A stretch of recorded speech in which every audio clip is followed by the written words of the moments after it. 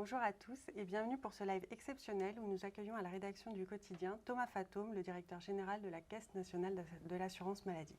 Bonjour à toutes et à tous.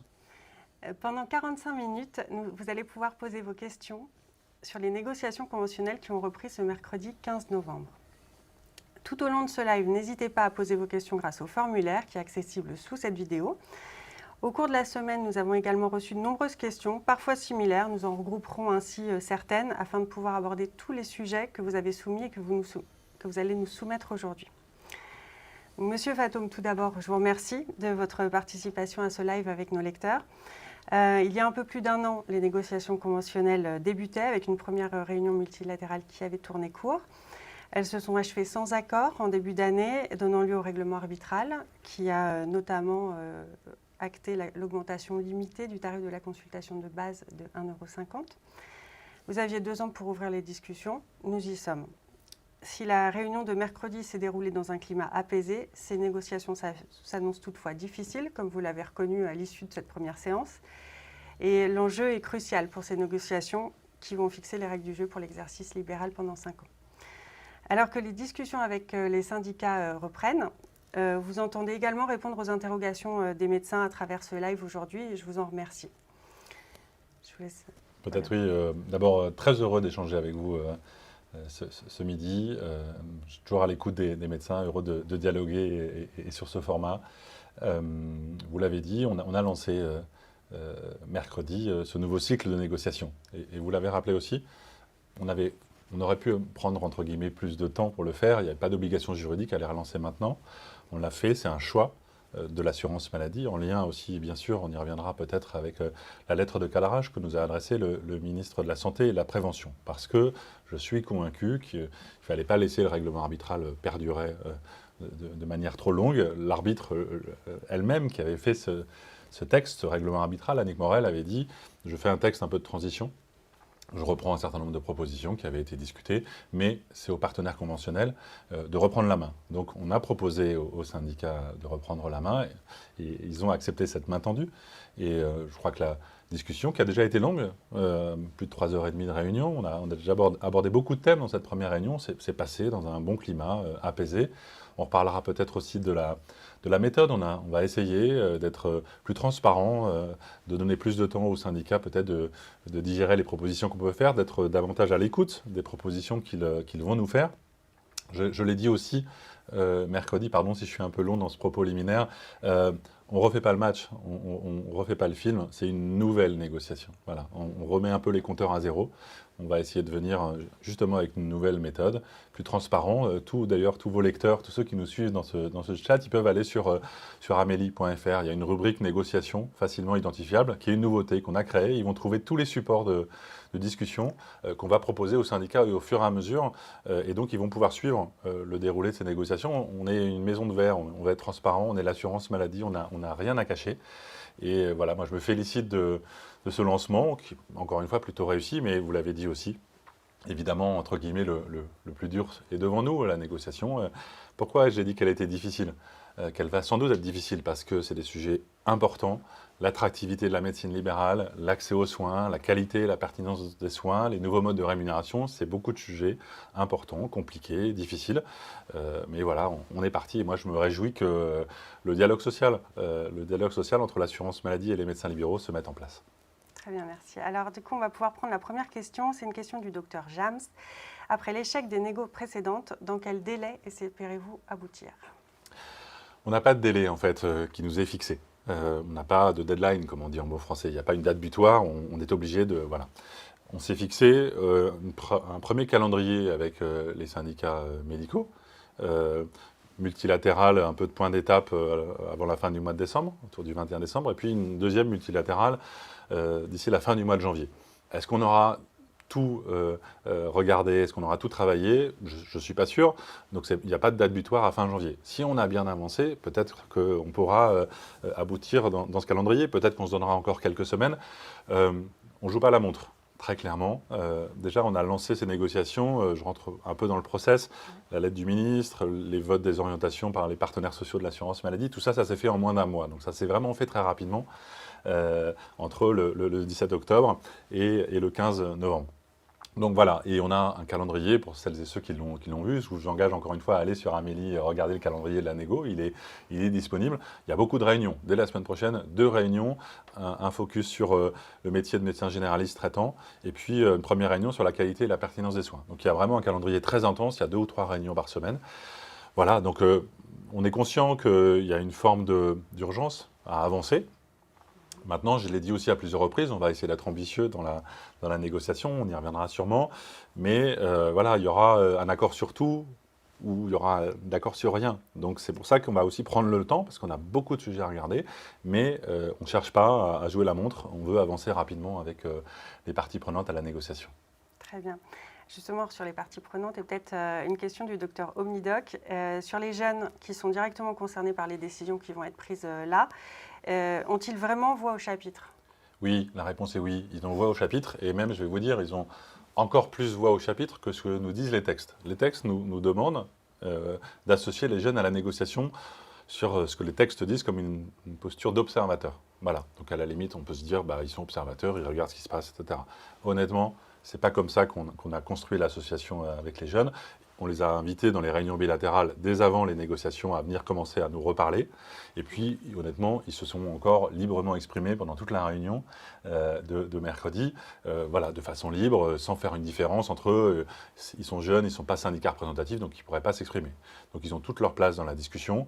Et honnêtement, on a rediscuté, y compris hier avec eux, sur les équipes de la Caisse nationale, sur la méthode avec les différents syndicats de jeunes. On est en train de caler ça. Voilà, c'est important les jeunes, évidemment, je n'oppose pas les jeunes et les seniors. On va le voir aussi, on a besoin de jeunes qui s'installent en médecine libérale, et puis on a besoin de seniors qui continuent à travailler. Mais évidemment que répondre aux aspirations des jeunes, expliquer ce qu'on fait, expliquer aussi la négociation, c'est important. Donc voilà, moi je suis très heureux d'avoir les jeunes avec nous. Honnêtement, on nous a reproché sûrement des éléments de méthode, on a essayé de corriger ça dans la négo par rapport à la négo précédente. Mais s'il y a une chose sur laquelle on nous a dit c'était bien, les jeunes, à la fin, on n'a pas réussi cette négociation. Mais ils sont venus nous voir en disant c'était vraiment intéressant, on était autour de la table, on a pu faire œuvre de proposition, donc on souhaite qu'ils continuent. Donc franchement, là-dessus, je suis assez zen et je compte sur les jeunes pour être force de proposition aussi. Très bien. Alors après, on va aborder un sujet qui est revenu sans surprise, je dirais, de nombreuses fois dans nos questions, qui concerne, alors, donc, la hausse du C de 1,50 € est appliquée depuis le 1er novembre. Et voilà, il y a pas mal de choses sur les honoraires. Je vais prendre déjà peut-être la première du docteur J'espère. D'après la CARMF, les revenus des médecins généralistes libéraux baissent de 5,72% en 2022, ce qui constitue une perte de pouvoir d'achat de 8,66%. Allez-vous rapidement décider d'une augmentation importante du tarif de la consultation? On rentre directement dans le vif du sujet, mais c'est normal. Les choses sont claires. Elles sont claires d'ailleurs dans le mandat que le ministre de la Santé et de la Prévention nous a confié et dans les orientations des partenaires sociaux de l'assurance maladie et dans ce que j'ai dit d'emblée. On va aller plus loin dans la revalorisation de la consultation des médecins généralistes, aussi d'autres spécialités cliniques, on y reviendra peut-être, je pense aux pédiatres, je pense aux psychiatres. Donc oui, on va aller plus loin que les 26,50 €. Et oui, on a bien en tête l'impact de l'inflation. Il est réel pour les médecins comme pour d'autres professions. Et donc, il est logique que la lettre clé s'ajuste, s'adapte, augmente, même s'il y a aussi d'autres formes de rémunération qui existent. On y reviendra sûrement dans la discussion. Donc voilà, on va en effet aller plus loin. Quand on parle d'attractivité de la médecine libérale, ça peut avoir beaucoup de sens. Il y a aussi, vraiment, on l'assume, une attractivité financière si on veut que les jeunes s'installent. Si on veut que les plus anciens continuent, il faut que ça soit attractif aussi sur le volet financier. Donc oui, on va aller plus loin que les 26,50 €. C'est très clair et évidemment, et on va en parler très rapidement avec les syndicats représentatifs.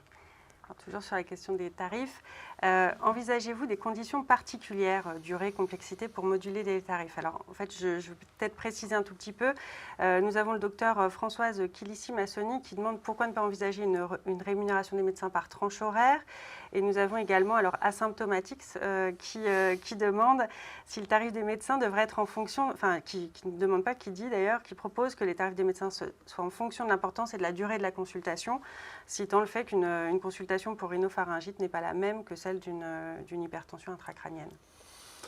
On va ouvrir ces sujets-là, bien sûr, de comment les tarifs, les autres modes de rémunération s'adaptent à la diversité des consultations, des actes qui sont faits par les différentes spécialités, la spécialité de médecine générale, les autres spécialités.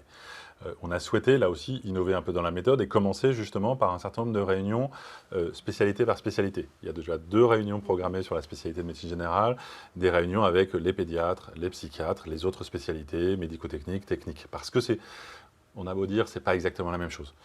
Et moi, je ne rentre pas dans ces sujets-là en disant je vais construire la grande cathédrale. Il y a des pays, c'est vrai, qui font, nos amis hollandais, ils ont une tarification au temps horaire. Bon, honnêtement, voilà, ça voudrait dire, il y a un truc qui dure 5 minutes, ça a tel prix, il y a un truc qui dure 20 minutes, voilà. Pourquoi pas? Je ne suis pas sûr que ce soit dans notre culture, dans notre tradition, dans notre histoire, il faut en tenir compte aussi.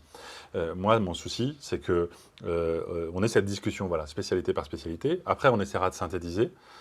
Est-ce qu'on arrive à trouver... on avait travaillé à cette forme de hiérarchisation avec ces différents niveaux de consultation lors de la première négociation. On a vu que c'était intéressant, on a vu aussi que c'était en fait, c'était compliqué de simplifier, parce que ça voulait dire aussi abandonner des majorations, des types d'actes un peu spécifiques qui sont faits par certaines spécialités. Donc on ne se fixe pas de méthode, j'allais dire, ex-ante. Maintenant, notre objectif, c'est vrai, c'est de reconnaître la complexité, peut-être davantage de certaines spécialités, de certains types d'activités, de certains actes, de mieux coller à la réalité des pratiques. Et j'en profite, pardon si je suis un tout petit peu long aussi, pour dire, on va vers des évolutions, ça dépasse le champ des médecins libéraux, où c'est vrai qu'un certain nombre d'actes simples qu'ils font aujourd'hui, eh bien, peuvent être faits par d'autres acteurs. Et je sais que ça provoque beaucoup d'émotions, beaucoup de questions, beaucoup de réactions, beaucoup de critiques, et je les comprends. Vu la situation dans laquelle on est en termes de diminution des ressources médicales disponibles, je pense que c'est un champ intéressant à construire en partenariat avec les médecins et les autres acteurs, pour se dire que voilà, la vaccination, aujourd'hui, l'acte de vaccination en lui-même, il peut être fait par un pharmacien, il peut être fait par un infirmier, il peut aussi être fait par un médecin. Mais on peut répartir ça. Et les médecins, pour le coup, ils ont raison de nous dire, oui, mais ça veut dire que ça change un peu notre équilibre économique. Si tout ce qui est simple, d'autres le font, eh bien ça change. Voilà, 1 heure de consultation de médecine générale, c'est aussi fait de choses simples et de choses compliquées. Et donc si on nous enlève toutes les choses simples, notre modèle économique, il est changé. Donc ça, on l'entend. Vraiment, on l'entend. On veut l'appréhender aussi dans cette discussion conventionnelle qu'on va avoir. C'est pas facile. Voilà, c'est pas facile, hein, mais c'est quelque chose qu'on ne renie pas. Mais je pense que c'est quelque chose sur lequel il faut qu'on soit ambitieux. Parce que voilà, la coopération entre professionnels de santé, la répartition des tâches, que les médecins travaillent avec des assistants médicaux, des infirmiers, on y reviendra peut-être dans la discussion, c'est important pour nous qu'on facilite ce travail-là. Donc voilà, typiquement, on vient de croiser différents sujets importants des prochaines semaines. D'accord. Alors, j'ai une question du docteur Pascal Arrivé. On a parlé des jeunes et justement aussi des seniors. Donc, lui demande comment valoriser l'expérience médicale des médecins seniors qui, contrairement aux autres professions, n'ont pas de valorisation de leurs compétences. Alors, il précise, il n'y a pas de projection d'évolution de carrière. Bien au contraire, les seniors sont usés et en baisse de revenus. Sa proposition, c'est une graduation de la consultation en fonction de l'expérience. Par exemple, une majoration progressive et raisonnable de quelques euros tous les 5 ans. Cela encouragerait les seniors à ne pas prendre leur retraite trop tôt et rendrait aussi la carrière attractive pour les jeunes. Alors, d'abord, je l'ai dit tout à l'heure, on a besoin de tout le monde et on a aussi besoin des médecins seniors et on a besoin qu'ils continuent à exercer. Et là aussi, on va en parler, comment on crée les conditions pour que ces médecins aient envie de continuer. Aujourd'hui, et même si j'ai bien en tête la fatigue, voilà, l'importance d'une longue carrière, la mobilisation, on voit qu'on a beaucoup de médecins qui continuent à travailler, un peu plus longtemps. On a plus de 12 à 13 000 médecins libéraux qui font du cumul emploi-retraite, donc ils liquident leur retraite, mais ils continuent à travailler, et vraiment on a besoin de ça. Donc comment on fait le diagnostic de se dire, voilà, c'est quoi les conditions pour que notre médecin senior, il n'arrête pas son activité. Il dit, voilà, je vais m'arrêter dans 6 mois, comment on voit avec lui, comment il peut faire peut-être 6 mois de plus. Il s'agit de forcer personne, bien évidemment, mais on crée l'envie de continuer. Et franchement, c'est un enjeu majeur parce qu'on sait que, sûrement que dans les 5, 6, 7 années qui viennent, on va avoir ce trou démographique de la démographie médicale et donc un moment de tension importante. Est-ce que ça passe par des majorations à l'expérience? Très sincèrement, je ne sais pas. Parce que ça pose des questions quand on regarde, voilà, ça existe dans d'autres domaines.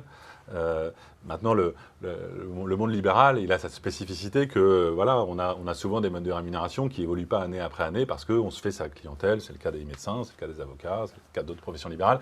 Et donc, il n'y a pas, comme ça peut être le cas dans d'autres domaines, vous avancez pas au fur et à mesure tous les ans. Et je pense que ça fait aussi la richesse, la liberté de ce monde libéral. Voilà.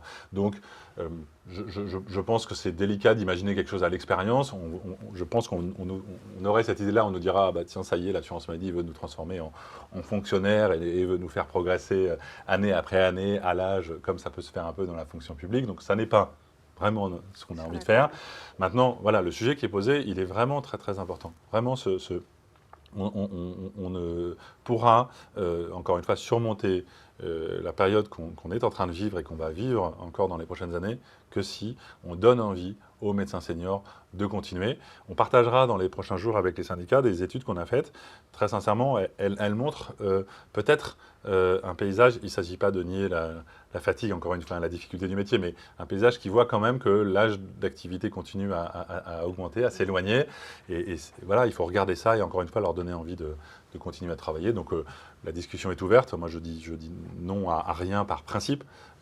Voilà, je réagis un peu sur le fil, mais c'est un sujet important. Très bien. Alors, j'ai une question de JC.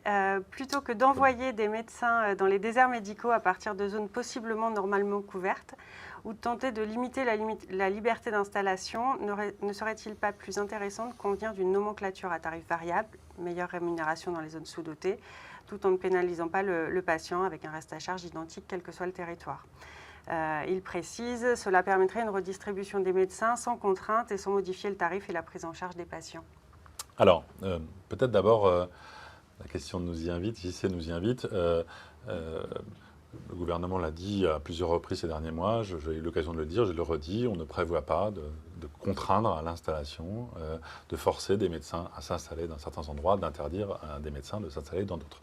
C'est un choix de confiance aussi vis-à-vis des médecins libéraux, de dire on pense qu'adresser ce signal de contrainte dans la période qu'on vit n'est pas le bon signal, donc c'est pas ça qu'on va faire. Voilà, il n'y aura pas de conventionnement sélectif dans cette discussion conventionnelle, il n'y aura pas de contrainte sur l'installation. Maintenant,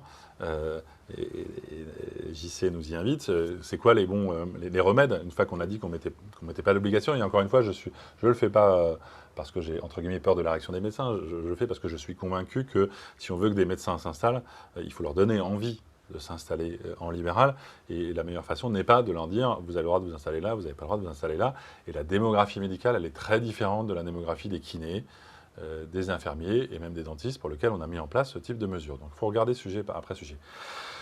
Après, je pense qu'il faut mieux valoriser ceux qui vont s'installer dans ces zones-là et ceux qui travaillent déjà aujourd'hui. Pas seulement une question, entre guillemets, de flux. C'est de se dire, voilà, les médecins qui travaillent aujourd'hui dans ces zones-là, là aussi, on l'a montré, on va le repartager avec nos partenaires, les médecins. Honnêtement, ils travaillent beaucoup, ils ont une pression importante, ils refusent des patients pour être médecins traitants, et on sait que pour eux, c'est un crève-cœur, et donc il faut les soutenir. Est-ce que c'est un différentiel de tarifs ? On verra. Jusque-là, honnêtement, je le dis à ce stade, je n'ai pas été saisi de proposition des syndicats dans ce sens-là. Je ne leur jette pas la pierre. Peut-être qu'ils le feront dans les prochaines semaines. On avait, je crois, essayé de proposer des choses, parce que tout n'est pas acheté dans la négociation précédente, notamment sur une meilleure valorisation du forfait médecin traitant. On avait proposé 30% d'augmentation du forfait médecin traitant pour ceux qui s'installent et pour ceux qui travaillent déjà aujourd'hui. Voilà. Est-ce que ce sujet-là, on va le remettre à l'ordre du jour ? Peut-être. Voilà. En tous les cas, voilà, un peu comme les seniors aussi, on a besoin de donner envie à ces médecins de s'installer, on a besoin d'aider ceux qui y sont déjà.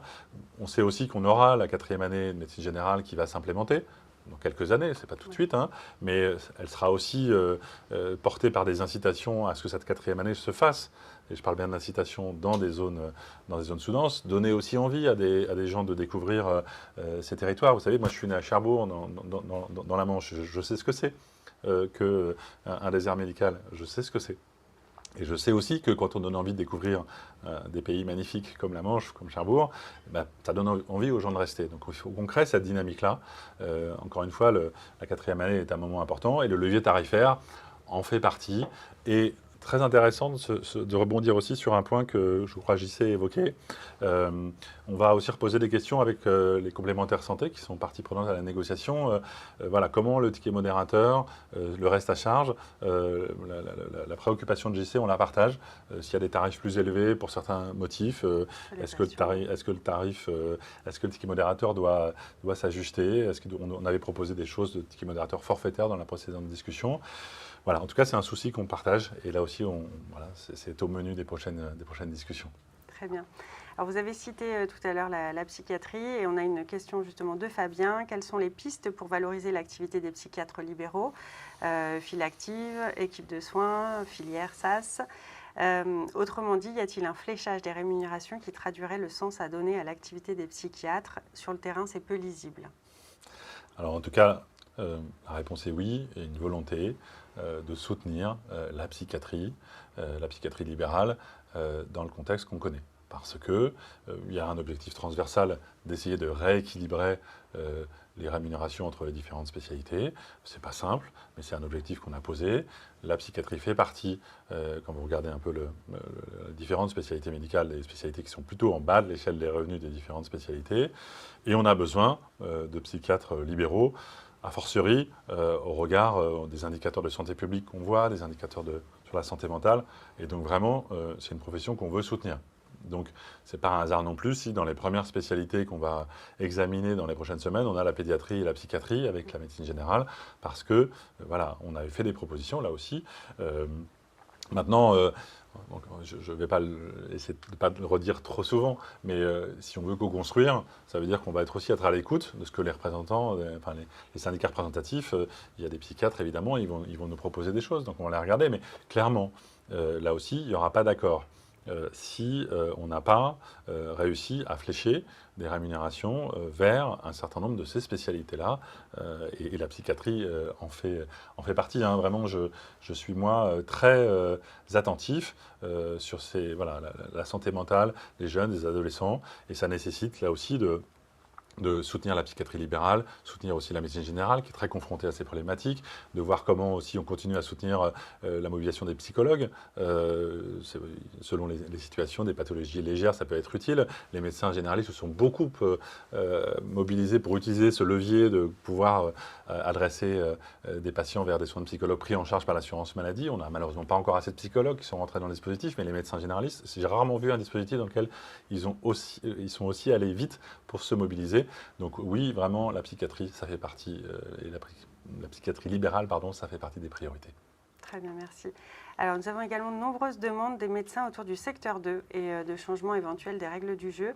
Alors, on en a regroupé, là, je vais vous citer plusieurs questions de médecins. La médecine libérale en secteur 1 n'est clairement plus attractive pour les jeunes médecins, généralistes ou spécialistes. Très peu de spécialistes s'installent en secteur 1 et les installations de généralistes diminuent. Ne faudrait-il pas, pour rendre attractive la médecine libérale et donner envie aux jeunes de s'installer, supprimer la sectorisation et permettre à chacun d'adapter ses tarifs comme il l'entend en fonction de ses charges, tout en rehaussant le remboursement. Donc ça, c'était Benjamin. Nous avions aussi le docteur Sébastien Champal qui demande si vous seriez d'accord pour ouvrir le secteur 2 avec Optam OMG. Phil qui témoigne du fait d'être parti à l'étranger depuis 10 ans, qu'il facture sans aucun problème 50 € la consultation. Pourquoi maintenir un secteur 1 sans ouverture du secteur 2 qui condamne l'État à paupériser les médecins et à dégrader inexorablement les conditions d'accès aux soins en démotivant les principaux acteurs? Et enfin, nous avons TCT qui demandait à quand l'ouverture du secteur 2. Voilà, alors, je vous ai donné un petit peu tout le monde. Ça marche.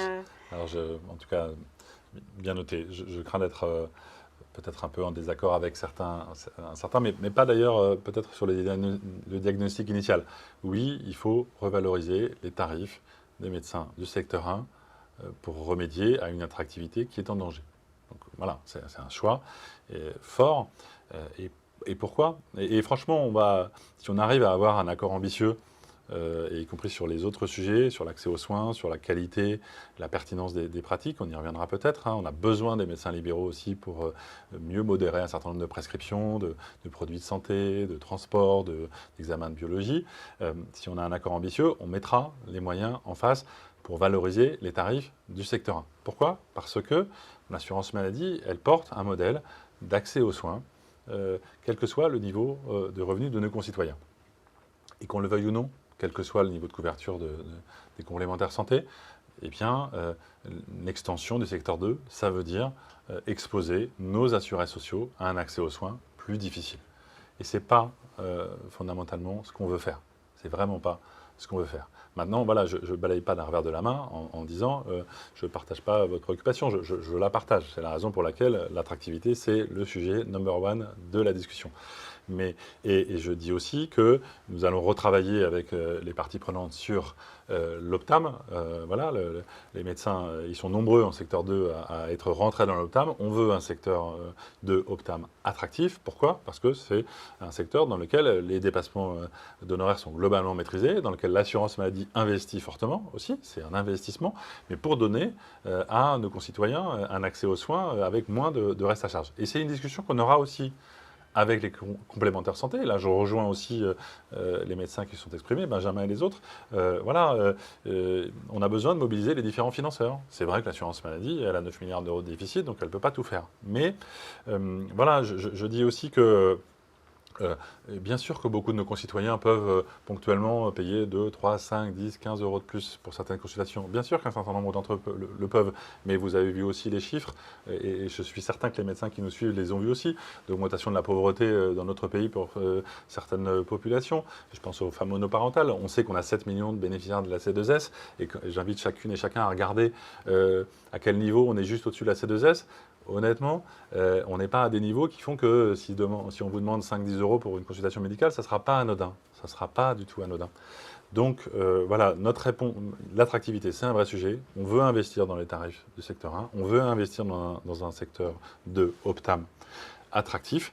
Et donc vraiment, ça c'est voilà, quelque chose qui... voilà, d'une certaine manière, nous, on ne veut pas lâcher l'accès aux soins. Et là aussi, attractivité et accès aux soins, c'est quand même les deux premières priorités de la discussion. Et voilà, je sais que peut-être certains qui nous regardent, nous suivent, seront peut-être en désaccord avec ce que je vais dire, mais on prend souvent des exemples sur les tarifs à l'acte des autres pays. J'invite à beaucoup de prudence sur ces comparaisons. Pourquoi? Parce que dans beaucoup de pays, les actes représentent une faible part de la rémunération des médecins, qui sont payés par beaucoup plus du forfait. Voilà. Et quand on regarde, je sais que c'est un sujet de discussion qu'on a souvent avec les syndicats de médecins. Les médecins français ne sont pas moins bien payés que leurs collègues européens. Mais ça ne veut pas dire qu'encore une fois, on ne veut pas investir, on a besoin d'une médecine libérale attractive. Les gens qui font 10 ans d'études, les médecins généralistes, ils voient 1 million de patients tous les jours, les médecins spécialistes à peu près aussi 1 million tous les jours. Et on en a absolument besoin pour prendre en charge nos patients. Donc on a besoin de donner envie et d'une médecine libérale attractive. Très bien. Alors j'avais des questions sur l'Optam, mais vous y avez répondu, donc je vais les passer. Un autre point revient par contre régulièrement, c'est aussi la simplification administrative. Alors Étienne, justement, demande, au-delà du problème de la rémunération des médecins ou des autres professionnels de santé, des professionnels libéraux d'ailleurs, comment proposez-vous de diminuer le travail administratif des médecins sans proposer de la délégation de tâches, mais juste, une fois n'est pas coutume, de simplification? Alors d'abord, je ne mets pas ça derrière la case délégation de tâches. C'est Sébastien, c'est ça qui nous pose la question? Étienne. Étienne, pardon Étienne. Mais quand même, l'assistant médical, je profite pour le dire, il porte bien son nom, c'est bien celui qui il va pas faire la médecine, il ne va pas soigner à la place du médecin, il va le décharger d'une grande partie des tâches administratives. Et donc aujourd'hui, on a plus de 5300 contrats d'assistant médical qui ont été signés depuis le lancement du dispositif. Ça marche. Les médecins qui en recrutent sont heureux de ce recrutement, nous disent qu'ils travaillent dans des meilleures conditions. D'ailleurs, ils ne travaillent pas plus, ils prennent en charge voilà, parfois plus de patients, ou au moins autant de patients parce qu'ils s'y sont engagés, mais ils travaillent dans des meilleures conditions. Et donc la première réponse, c'est ça, et je le redis aussi à toutes seules et à tous ceux qui nous suivent, l'aide pour le recrutement d'un assistant médical, ce n'est pas une aide à l'embauche, c'est une aide à l'emploi. Pourquoi je dis ça? C'est parce que l'aide, elle est pérenne. Elle ne s'arrête pas au bout de 2 ans, elle ne s'arrête pas au bout de 3 ans, elle ne s'arrête pas au bout de 5 ans. Elle continue, évidemment, tout le temps que le contrat est respecté. Mais enfin, on n'augmente pas non plus les objectifs pour les médecins dès lors qu'ils les ont atteints, que c'est dans le contrat. Une fois que c'est atteint, on leur demande simplement de continuer à les respecter. Mais honnêtement, une fois qu'ils sont sur la, entre guillemets, en vitesse de croisière, il n'y a pas de raison qu'ils s'arrêtent. Donc, voilà, première réponse, l'assistant médical, ça fonctionne. Et on parlait d'exemples dans les autres pays, ça fonctionne dans d'autres pays qui ont beaucoup plus, finalement, d'appui administratif auprès des médecins. Et c'est la raison pour laquelle laquelle l'assurance maladie investit beaucoup dans ses assistants médicaux. Ensuite, et pardon si je suis un tout petit peu long, mais c'est un sujet très important et j'ai eu l'occasion pour préparer ces négociations de faire beaucoup de tables rondes avec des médecins, voilà, de se réunir à 10-15 médecins et de les écouter. Et c'est vrai qu'ils m'ont parlé bien sûr rémunération, mais ils m'ont aussi beaucoup parlé conditions de travail, simplification, logiciel métier, Amélie Pro, etc. Et donc, on a lancé en février, avec le ministre de l'époque, François Braun, un plan de simplification. On va partager avec les médecins un bilan d'étape. Il y a des choses qui avancent. Les ministres ont réaffirmé leur engagement à diminuer les certificats médicaux inutiles qui sont demandés aux médecins. Nous, on continue à simplifier, à améliorer nos outils numériques. Mais on doit sûrement encore aller plus loin. Et donc, on va continuer à proposer, notamment sur Amélie Pro, des nouveaux outils pour les médecins libéraux. Voilà, on a 2 réunions qui sont dédiées à ça aussi en décembre sur les conditions d'exercice. Et donc, voilà, je prends un exemple parce que je sais qu'il est, et pardon si j'espère ne pas spoiler, comme on dit en bon français, des questions qui arrivent. Je sais que les pièces justificatives, par exemple, pour les fameux feuilles de soins avec les flux dégradés, sont un sujet de préoccupation des médecins. On a ouvert, il y a quelques semaines, un service qui s'appelle SCORE, ce qui existe pour les pharmaciens, qui permet aux médecins de nous scanner cette feuille de soins papier et nous l'adresser de manière électronique. En quelques semaines, déjà 9000 médecins, et il y a quelques éditeurs seulement qui proposent cette solution, se sont emparés de cette solution. Ça leur évite de nous envoyer du papier. Ils nous envoient une feuille de soins scannée. On va améliorer encore le dispositif. Il y a d'autres éditeurs qui vont nous dire qu'ils vont rentrer dans ce dispositif-là. Et on sent qu'il y a une envie des médecins d'utiliser ça. C'est beaucoup plus simple pour eux. Donc voilà, en regardant chaque sujet après sujet, c'est normal que l'assurance maladie vérifie qu'il y ait une consultation. Il se trouve qu'il n'y a pas eu de carte vitale. C'est normal quand même qu'on vérifie qu'il y a eu une feuille de soins, qu'il y a eu un acte. C'est le b.a.-ba.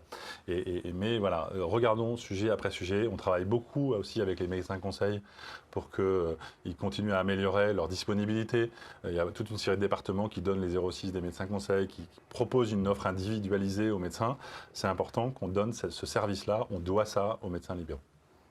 Vous avez cité Amélie Pro et on a une suggestion de Michael Corner sur serait-il possible d'associer des médecins ou des syndicats aux modifications d'Amélie Pro avec le service informatique national. Il cite en fait la dernière mise à jour qui a pour lui été cosmétique, a rendu le site encore plus lent et moins ergonomique. Heureusement qu'en local, on a des interlocuteurs de qualité, mais ils ne peuvent rien faire face à un service informatique national défaillant. Voilà. Alors, voilà, vous imaginez bien que je vais réagir. Je ne crois pas qu'on soit défaillant. On a en effet changé la page d'accueil d'Amélie Pro. Il y a eu, comme toute nouveauté, voilà, une mise en route progressive. On a été très à l'écoute des retours des médecins. Et ce que le médecin qui vient d'indiquer, on le fait déjà un peu. On a ce qu'on appelle club utilisateur, des caisses qui testent les produits auprès de médecins. On ne lance pas un produit, on lance pas une évolution d'Amélie Pro sans l'avoir testé sur même plusieurs dizaines de médecins. Et on est en train d'amplifier cette démarche-là. Je veux qu'on crée un vrai club utilisateur dans la durée qui puisse mesurer les irritants, les trucs qui ne marchent pas. Et donc voilà, on est attentif à ça. On est très en lien avec notre réseau. Les remontées qu'ils nous font, c'est aussi la raison pour laquelle, c'est pas exactement sur Amélie Pro, et je ne veux pas dévier le tir, mais sur toute la feuille de route du Ségur numérique, la mise à jour, la fameuse vague 1, les nouveaux logiciels qui sont arrivés, on a constaté que ces logiciels, honnêtement, ils n'étaient pas au niveau. Ils n'étaient pas au niveau. Nos délégués du numérique en santé qui vont au contact des médecins, ils nous l'ont fait remonter. Et on a monté une opération pour faire que chaque logiciel, on ait les remontées individuelles des médecins et qu'on puisse aller revoir les éditeurs logiciels en disant, les médecins, là, ils nous disent, les clics, vous en avez ajouté 5, le truc n'est pas du tout ergonomique, etc. Donc, on est à l'écoute de ça. On doit encore progresser sur la disponibilité d'Amélie Pro pour qu'il n'y ait jamais de rupture. On doit encore progresser. Maintenant, je partage aussi avec vous que tous les jours, il y a des centaines de milliers de professionnels de santé qui se connectent à Amélie Pro et que je crois qu'on rend un service de qualité, je le dis, voilà, mais qui peut encore s'améliorer. L'informatique de l'assurance midi, elle peut encore s'améliorer et c'est une des priorités qu'on se fixe aussi dans les prochains mois, dans la discussion et dans les prochaines années. Mais encore une fois, être à l'écoute des médecins dans l'utilisation des services qu'on leur propose, c'est quelque chose qui est ce qu'on veut faire encore davantage. Très bien. Alors, je vois que le temps file et qu'il nous reste un petit peu moins Pardon d'un si je suis quart trop long, d'heure. Alors, peut-être. je vais essayer de prendre, voilà, de vous donner les questions. Et notamment, en fait, sur la ROSP, en fait. Donc, mercredi, vous avez parlé de propositions ambitieuses pour la simplifier. Cette rémunération sur objectif de santé publique revient donc à nombreuses reprises dans les questions. Notamment docteur No qui demande comment justifiez-vous la ROSP. Pour moi, praticien généraliste, c'est de l'argent sous la table car il est difficile d'honorer au prix juste un type qui fait 10 ans d'études. Comment pourriez-vous changer mon appréciation de la ROSP? On va essayer, docteur No, on va essayer de changer cette appréciation. Voilà. D'abord, je crois que essayer d'avoir différents leviers pour voilà, valoriser l'investissement des médecins et notamment dans la prévention, c'est un sujet important. On parlait vaccination. Je sais qu'un certain nombre de médecins disent finalement pourquoi je m'occupe de vaccination si d'autres que les médecins peuvent le faire. Moi, je pense que quand on est médecin traitant, eh bien, on a cette responsabilité, qu'on appelle parfois responsabilité populationnelle, qui fait que le médecin traitant, c'est vrai qu'il est garant que, voilà, une femme enceinte, est-ce qu'elle s'est vaccinée contre la grippe? Est-ce qu'un homme de plus de 50 ans, est-ce qu'il a fait son test de dépistage du cancer colorectal? C'est évidemment pas le médecin qui va le faire lui-même. Donc, cette responsabilité, elle est importante et je pense qu'elle est clé dans la mission des médecins traitants et aussi d'autres spécialités, hein, selon la situation. La ROSP, elle a été construite pour ça. C'est pas de l'argent sous la table, il n'y a rien sous la table, hein. C'est visible, c'est transparent, il y a les indicateurs qui sont disponibles. Ce qu'on constate néanmoins, et c'est peut-être le sens de ce que veut nous dire aussi Dr No, c'est qu'elle est souvent mal comprise, cette ROSP. Il y a sûrement trop d'indicateurs, on les change sûrement trop souvent, mais on ne le fait pas tout seul, hein, on le fait en discussion avec les médecins. Il n'y a pas un paramètre de la ROSP qu'on décide tout seul, c'est conventionnel. Voilà, maintenant, on a fait des premières propositions dans la négociation précédente. On avait proposé de diviser par 2 le nombre d'indicateurs de la ROSP. On passait de 29 à 15. De la recentrer sur la santé publique, la vaccination notamment, le dépistage. Est-ce qu'on peut aller plus loin? Est-ce qu'il faut aller plus loin? Je dis sans doute, je dis peut-être, je dis regardons avec les médecins aussi comment ils veulent le faire. C'est un peu comme l'accès aux soins, si vous voulez, on n'est pas prêt à abandonner toute logique d'accompagner, de valoriser l'investissement des médecins dans la prévention. Mais au bout d'un moment, si on confirme que la ROSP n'est pas compris par la majorité des médecins libéraux, ben, il faut changer, il faut écouter ce que nous disent les médecins. Donc il faut bouger là-dessus. Et donc je l'ai dit, en effet, mercredi au syndicat, on va être vraiment ambitieux sur la transformation des rémunérations forfaitaires. On a l'impression que le forfait médecin traitant, pour le coup, il s'est bien installé, il est bien compris, parce qu'il valorise voilà, une inscription d'une patientèle comme médecin traitant. Les forfaits, la ROSP et le forfait structure, c'est vrai aujourd'hui, ils sont moins bien compris. Est-ce qu'on fait le grand soir? Est-ce qu'on adapte chacun de ses forfaits? Est-ce qu'on les simplifie? Voilà, tout ça c'est ouvert. Mais voilà, ne jetons pas le bébé avec l'eau du bain, si vous me permettez. Je crois que c'est très très important. Tout le monde parle de prévention à raison. Tout le monde est d'accord pour en faire. Tout le monde est d'accord pour en faire plus. Bah, c'est quoi les bons outils pour inciter et reconnaître l'investissement des médecins libéraux dans la prévention? Et juste sur la ROSP, toujours, on a une question du docteur Paul, qui est plus sur la transparence en fait, et la compréhension. Il demande justement, pourriez-vous mettre à notre disposition les noms de nos patients concernés en fait, par nos indicateurs ROSP? Alors, je connais cette demande et je la comprends. Il se trouve qu'on est potentiellement contraint à la fois par des sujets RGPD, pardon de le dire comme ça, des sujets CNIL, des sujets informatique et liberté, et puis des sujets opérationnels. Donc, on va essayer dans les prochains mois de progresser sur ces sujets-là. Par exemple, on a réussi à adresser des listes de patients nominatives qui ne s'étaient pas fait dépister. Et ça a pu faire réagir, mais nous, on a fait un sondage auprès de 200 médecins généralistes qui nous ont dit que c'était hyper intéressant, hyper utile que d'adresser ces listes-là. Donc oui, on doit progresser dans davantage de transparence sur la façon dont la ROSP est comptée ou ce qui viendra après la ROSP. Maintenant, on ne peut pas, entre guillemets, c'est pas aussi facile que ça. On a des contraintes juridiques, on a des contraintes opérationnelles, on a des contraintes de sécurité informatique. Il faut qu'on fasse attention à tout ça, mais on doit aux médecins davantage de transparence, c'est une réalité, et on va s'y employer. Très bien. Alors, on va changer complètement de sujet, enfin, en tout cas, on va changer de sujet. La Convention pourrait-elle permettre un espace pour les expérimentations portées par les volontaires dans un mode article 51, en fait, afin d'avancer plus vite, faire un monde efficient? C'est Pierre DH. Voilà. Alors, Pierre, c'est un sujet sensible. Pourquoi? Moi, je trouve ça assez intéressant de proposer Est-ce que c'est une option? Est-ce que c'est un contrat? Est-ce que c'est une expérimentation? Est-ce que c'est des modalités où finalement tout le monde n'y va pas, mais ceux qui ont envie d'expérimenter des modes d'organisation, de rémunération, etc., on leur propose. Donc moi, ça me parle et ça parle à l'assurance maladie. Je sais que mes parties prenantes, entre guillemets, les syndicats représentatifs, ils sont parfois prudents sur qu'est-ce que ça veut dire. Ils sont attachés à une forme de règles qui va se mettre en place pour tous les médecins. Donc on va avoir dans la discussion à regarder en effet un certain nombre d'articles 51 qui vont d'expérimentation. Hein. Pour celles et ceux qui ne connaissent pas, l'article 51, c'est une modalité qui permet justement de tester des nouveaux modes d'organisation et de rémunération et de financement. Et il y a des articles 51 qui ont des noms un peu ésotériques, IPEP et PEPS, dans lesquels on teste des modalités de rémunération pour des cabinets de groupe, pour des maisons de santé qui sont un peu différentes. Moi, je vais proposer aux médecins qu'on tire les premiers enseignements de ces expérimentations-là. Est-ce que ça nous amène à proposer, je pense qu'on n'ira pas vers la bascule en droit commun pour tout le monde, etc. Est-ce qu'on va proposer des formules à celles et ceux qui voudraient s'engager dans ce type de choses de manière plus large que ce qu'il y a aujourd'hui, parce que c'est très ciblé. J'aimerais bien. Il faut qu'on fasse, j'ai du répondant du côté des syndicats représentatifs. C'est quelque chose qu'on va mettre sur la table. Hein. Dans les 4 blocs de la négociation, il y a l'attractivité, il y a l'accès aux soins, il y a la qualité et la pertinence, et il y a l'évolution des modes de rémunération. On a un peu abordé les sujets de forfait. Ces thématiques d'expérimentation, elles sont aussi intéressantes. Il faut qu'on accompagne ceux qui ont envie, je ne dis pas d'aller plus loin d'ailleurs, mais de tester des choses différentes. Donc j'ai envie de vous dire oui, mais chiche, entre guillemets, aussi aux syndicats représentatifs. Très bien. Alors, on a une question du docteur Kundera qui nous arrive là à l'instant. Philosophe ou un écrivain. Quelles sont les pistes de réflexion sur les rendez-vous non honorés? Alors, d'abord, c'est un sujet qui nous préoccupe parce que dans la période qu'on vit de rareté de la ressource médicale, un rendez-vous non honoré, c'est potentiellement un gaspillage de temps médical. Donc c'est une réalité et qu'il faut essayer d'aborder.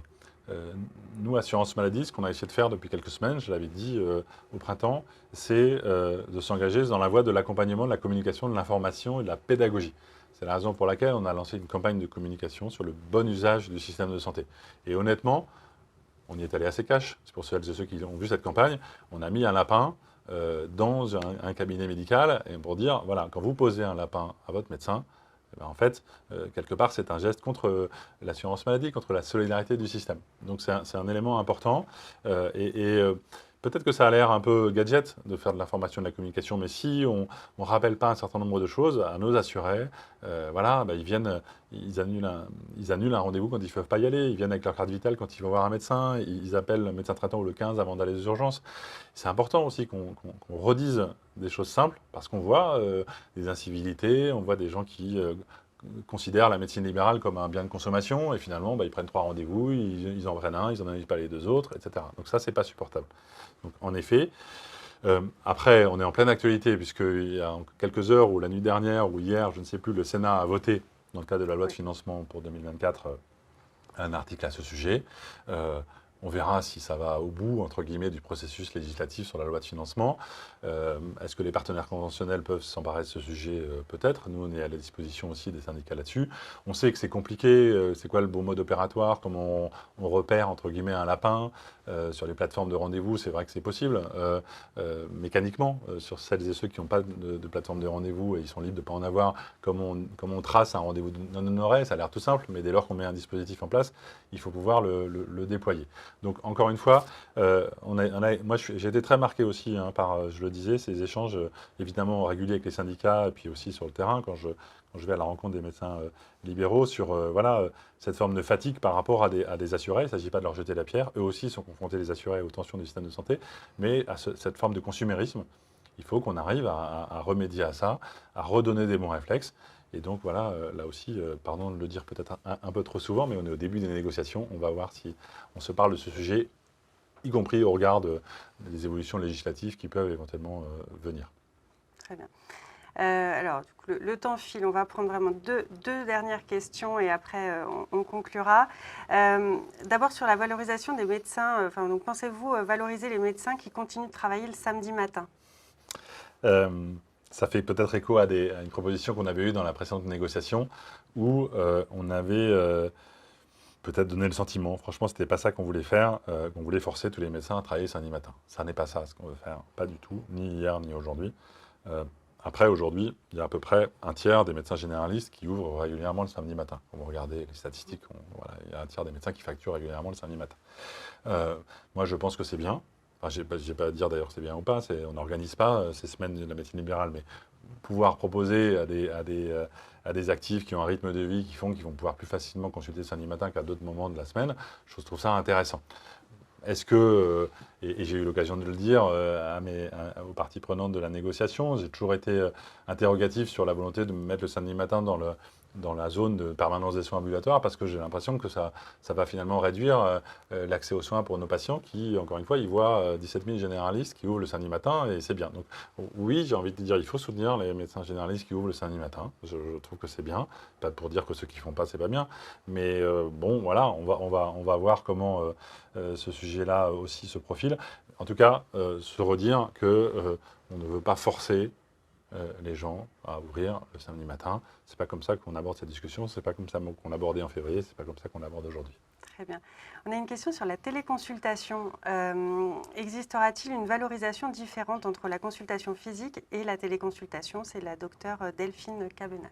Alors, cette valorisation différente, le règlement arbitral l'a proposé, enfin l'a mis en œuvre, puisque la valorisation d'1,50 €, elle ne s'applique pas à la téléconsultation. Moi, je vais vous dire très sincèrement, là aussi, on va en rediscuter, ça ne me choque pas. Alors, je pense même qu'on peut se poser la question de savoir si, si une téléconsultation doit à tout prix avoir le même niveau de tarif qu'une consultation physique. Voilà. On a de plus en plus de recul sur la téléconsultation. On voit quand même, et c'est normal, et quelque part c'est heureux, que dans la plupart des situations, c'est quand même des choses simples, une consultation courte pour des choses qui ne sont pas graves. Donc voilà, donc je pense que dès lors qu'on serait ambitieux sur les revalorisations tarifaires, et on va l'être pour les différentes spécialités, il faudra se poser la question de savoir si est-ce que oui ou non c'est absolument indispensable que les téléconsultations suivent ce chemin-là. Moi j'assume assez bien une différenciation dans ce domaine parce qu'elle traduit